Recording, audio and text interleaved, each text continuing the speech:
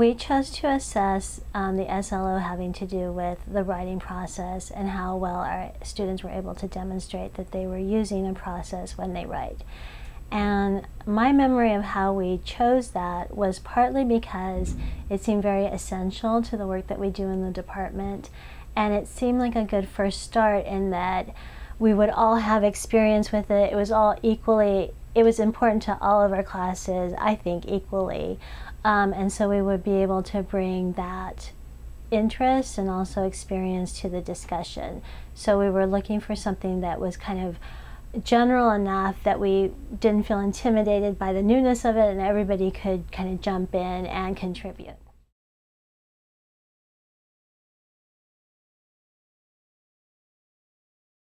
The process has been a fairly long process. It's taken us years probably from when we chose the SLO that we were focusing on to when we were actually assessing. This is our second year of assessment, so last year we did our first initial assessment and then we made changes to our practices to see if we could get different results than we got last year. So this is our second year of assessment. But originally, when we chose our SLO, we took a few years to develop the rubric that we would use to assess the student work. And that rubric we designed by looking at student writing, and I think this is really important for our department, is that the rubric grew from what we observed students doing. And so when we looked at student work, we used that as our guide to say, this is what our students do when they show us that they're using the writing process. This is what it looks like when they are using the writing process, but it's still an emerging concept to them. And so everything that we've done using the rubric from that point on has been grounded in what students actually do. And I think that this is an important fact in the way that we went about our assessment, because what people are confronted with in the assessment is the rubric, but knowing the history of how that was designed, I think gives the rubric more validity, but also it makes it more useful to us. It's not just a list of things that we got off of the internet or a list of, a wish list of things that we wish our students would do but they don't. It's actually reflective of what students here on our campus, in our department, in our classes do.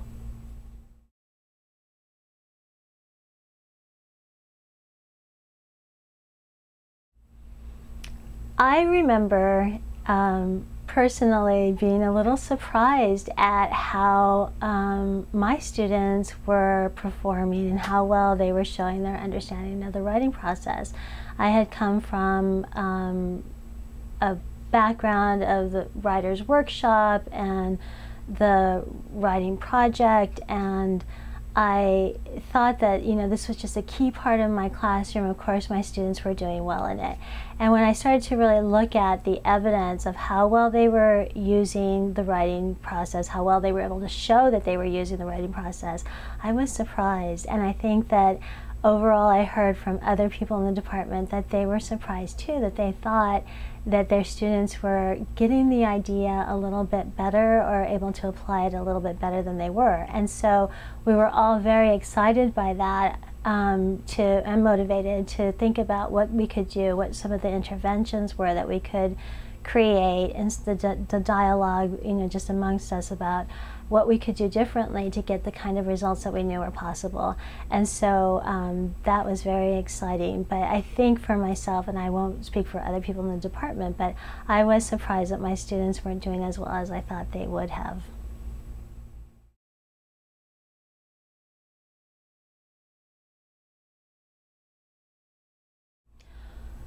Well, the changes that I'm making in my class has to do with communicating to the students more about the writing process and not assuming that, you know, a brief discussion about it, requiring all the parts of it, is enough to communicate to them how it works and how they can rely on it to develop the best piece of writing possible.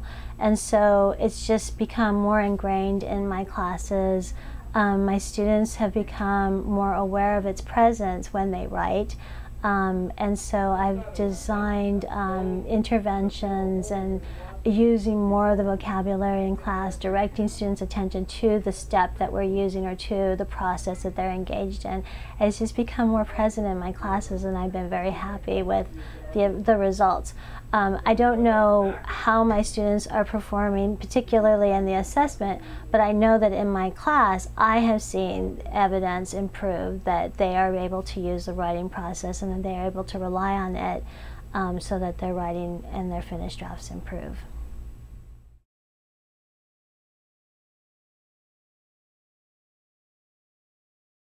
I do think the investment of time was worth it. It has been a pretty significant investment of time, and I only hope that we will be able to use this amount of time when necessary for other SLOs that we want to cover in the department, because to cover it well, to give us time to communicate and talk to each other, to do the professional development that we want to do in order to get better results. It is time consuming to do it well and to do it in a genuine fashion. You have to give yourself time to kind of wrap your head around it, to try things, to fail, to adjust, and to make sure that the work that you're doing is authentic and that it is connected with what students actually do. So all of those things take time.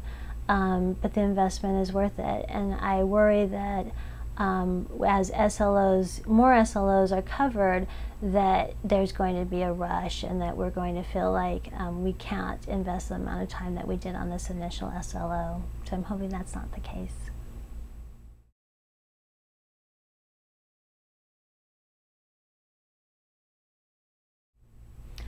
I would say to keep the focus on the authenticity of the SLO process and to be aware of the pressures to complete SLO, the assessment process. Of course, that's always going to be there, but to always balance that with